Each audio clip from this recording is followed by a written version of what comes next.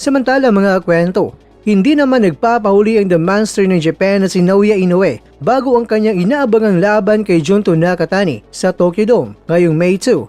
Itinuturing na pinakamalaking laban sa kasaysayan ng Japanese boxing. Naglabas ng matapang na payag itong si Inoue sa isang panayam ng DAZN Boxing. Kinumpirma ni Inoue ang kanyang interes na harapin ang isa pa na pound-for-pound star na si Jesse Bam Rodriguez.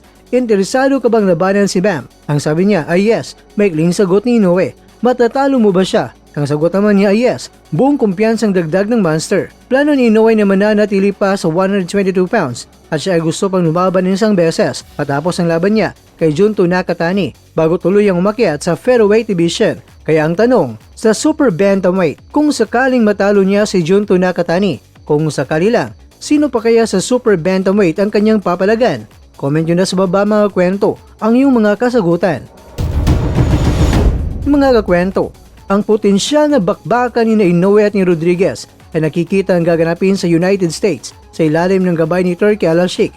Kung mananalo si Rodriguez kay Antonio Vargas ngayong June 13, magiging 3-division world champion na rin siya at lalong magpapaningas sa mitsa ng kanilang fight ni Inoue. Kaya Bam kontra Inoue, kanino ka kakampi?